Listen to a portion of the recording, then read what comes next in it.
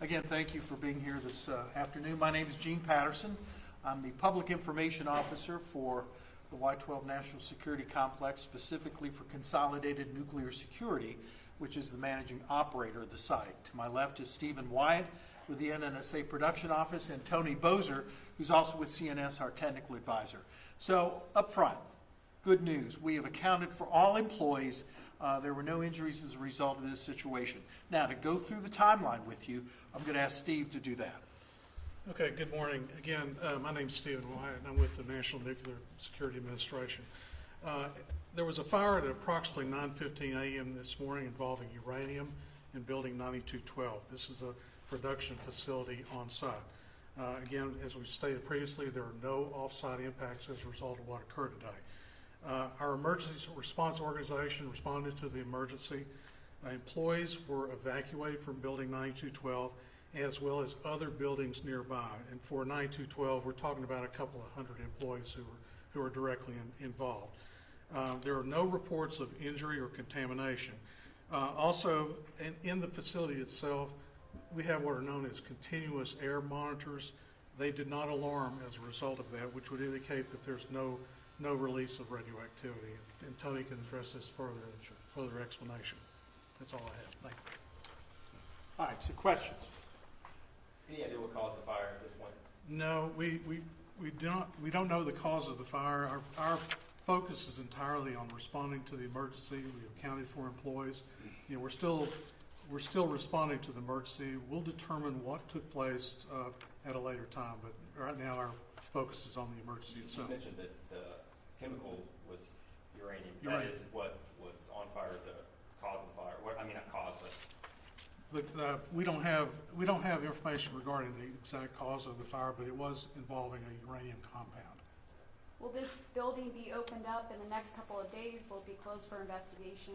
What does the next couple of days look like? That's yet to be determined. Again, there'll be a full examination of what took place today as well as our response. I wouldn't want to speculate on how long it will take for us to go back into routine operations. Can you talk to us a little bit about what happens in that building? What generally is that building used for? Tony? Yeah, so that building does uranium processing for all of our uranium-based missions. As the Uranium Center of Excellence for the NNSA, we process materials in support of nuclear Navy mission as part of non-proliferation and as part of our classical NNSA mission. So there's a lot of different forms of material there. This happened to be uranium that was in a metal type form. To the question of what started the event, we don't have those details, but I can say that we do have measures in place to address the risk of a fire and to be able to react, as you've seen today, to a fire event. And the good news, as was mentioned, is we have positive indications that the event was contained to the process equipment, that there's been no spread of contamination outside of the processing equipment proper, no impact to personnel in the building, and certainly none to the general population of the plant or the public. Yeah, and just to give you a little bit of a behind-the-scenes thing, as soon as this event occurs, our emergency response starts in action. And part of that is contacting all our local stakeholders and our congressionals. So they have all been apprised of this situation from early on in this incident. And at this point, I can't speak for them, but you may speak to those folks. I think they're comfortable with where we are and what we did today. And as far as the contamination goes, what was the concern there, and what level is that concern right now? So the concern is to understand if any material spread as part of this event outside of process equipment could affect personnel in the building, could affect personnel in the plant. And again, we have monitoring equipment in place that has confirmed no release of material outside of our processing equipment. So that means all of those features performed as expected, as designed, and a lot of conservative decisions made as far as the emergency response team to confirm that as part of this event. Can you say how the fire was extinguished?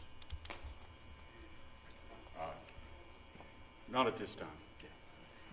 Are there different protocols to put out a fire involving uranium as opposed to other fires? May I have your attention, please? This is the Y-12 Operations Center. Daniel, Neil, please call 574-7172 as soon as possible. Daniel Neal, 574-7172. So that's a great question. Absolutely. Each process is part of that process development. The training and the protocols have specific procedures in place depending on what type of fire is expected. Chemical fires versus maybe combustible type fires and those type of things. So yes, we do have specific fire response procedures for that. Those were what was followed. And as per those procedures, the folks that were part of processing took their initial actions and then did exactly the right thing by requesting emergency response to come in and take the next steps. All right, other questions? Can you say how large the fire was? Other than contained within the process equipment, we don't have that detail. Lastly, for me, can you point to or show us where the 9212 is on the campus map? It's roughly in the western portion of the Y-12 side. Okay, question here? You want to talk a little bit about the new command center and the new fire department that we just dedicated and how they played a role in cleanup? Well, I can tell you the fire department is not, we did cut the ribbon on that facility recently, but we have not fully moved in. So they're still working out of old quarters. I can tell you from speaking with those firefighters, they're very happy about those the new accommodations, and certainly the access in and out from that building will be much better than where it is today. So thank you for the question, and I'm sure the firefighters appreciate it as well. How much did the command center, the new command center, play in this Well, role? they're at the heart of any emergency. They're the conductor. They direct us and all the pieces that follow. So they played a direct role in that. All right, again, oops, sorry. Sorry.